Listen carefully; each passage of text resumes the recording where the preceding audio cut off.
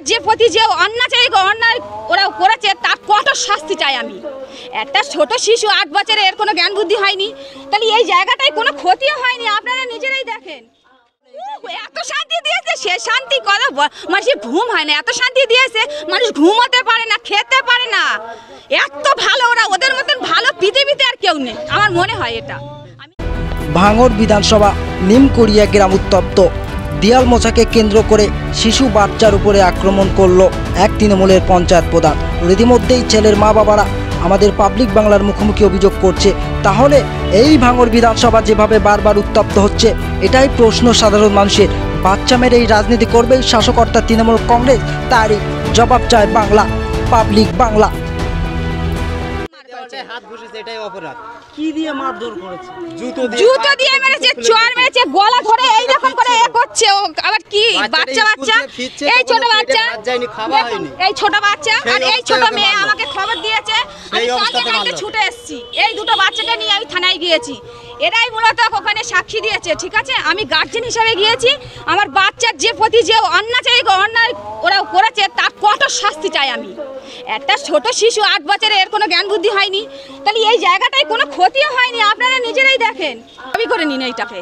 তারপরেও শাসক দলের নেতারা বলছে আমরা শান্তি চাই, তাহলে এত শান্তি দিয়েছে, সে শান্তি কথা মানুষের ঘুম হয় না, এত শান্তি দিয়েছে মানুষ ঘুমোতে পারে না, খেতে পারে না, এত ভালো ওরা, ওদের মতন ভালো পৃথিবীতে আর কেউ নেই আমার মনে হয়। এটা আমি একটা মা হয়ে একটা বাচ্চার নিরাপত্তা আমি পাইনি, আর সাধারণ মানুষ কি করে নিরাপত্তা পাবে?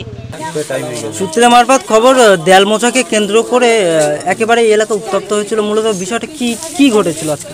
বিষয়টা হচ্ছে এটাই, দেয়াল মোছা কোনো ইস্যু নয়, ইস্যু হচ্ছে আমার ছেলে স্কুলে গিয়েছিল 7 বছর বয়স। স্কুল থেকে যখন ফিরছিল তখন ও দেওয়ালে যে তৃণমূলের প্রার্থীর যে নাম লেখা আছে সেই নামের উপরে 2-3টে বাচ্চা চলে এসেছিল, দেওয়ালে হাত ঘষেছে, ঠিক আছে, হাত ঘষেছে। এদের হাতে তেমন কিছু ছিল না যে সেটা দিয়ে দেয়ালটা মুছে দেবে, আপনার গিয়ে দেয়ালটাকে দেখতে পারেন। কিন্তু সেই ইস্যু করে নির্মমভাবে আমার ছেলেটাকে মারলো। ওই আমাদের যে তৃণমূলী পঞ্চায়েত আছে ওনার ভাই মারলো, জুতো দিয়ে পর্যন্ত মারলো। মারার পরে ওনার যে বোন আছে পঞ্চায়েত মেম্বার তৃণমূলের, উনি আসলো, উনি এসে উনিও মারতে চেয়েছে, বা আমাদের বাড়ি সবার উপরে চড়া হয়েছে, বিশ্রী ভাষায় গালামত খিস্তা খিস্তি সেভাবে করেছে। করার পরে আমরা থানায় গিয়েছিলাম, শেষ পর্যন্ত আমরা আইনি দ্বারস্থ হয়েছি, থানায় গিয়ে কমপ্লেন দিয়েছি, কেসও করে দিয়েছি, আসামি তুলেও নিয়ে গেছে। তা আইনের উপরে আমাদের আস্থা আছে, আইনি যে ব্যবস্থা নেবে সেই ব্যবস্থা আমরা মেনে নেব। এই যে লোকসভা ভোটের আগে যেভাবে এক এলাকা উত্তপ্ত হচ্ছে, সাধারণ মানুষ তো নিরাপদে নেই, আপনারা নিরাপদে আছেন? আমরা মোটেও নিরাপদে নেই, আমাদের ওপরে বিশাল টর্চার, একাধিকবার টর্চার। সেই পঞ্চায়েত ভোট পর্ব থেকে শুরু করে একাধিকবার আমাদের উপরে টর্চার করেছে এই শাসক। এদের একটাই শাসকের ক্ষমতা দেখিয়ে এদের টর্চারটা শুরু, আর আজ পর্যন্ত এখন টর্চার করেই যাচ্ছে। লাস্ট পর্যন্ত কী হবে কিছু বলার নেই। এখন মূলত দাবি রাখছেন কি? আমাদের দাবি, আমাদের যে পঞ্চায়েত মেম্বার উনি এবং ওনার ভাই, আমরা ওদের শাস্তি চাই, মিনিমাম 6 মাসের জেল চাই। এটাই আপনাদের দাবি? এটাই আমাদের দাবি। আমাদের বাচ্চাটা নির্মমভাবে যে মারলো, অত্যাচার করেছে, শিশু নির্যাতন করেছে, আইনত অপরাধে ওর যে শাস্তি হবে সেই শাস্তি চাই।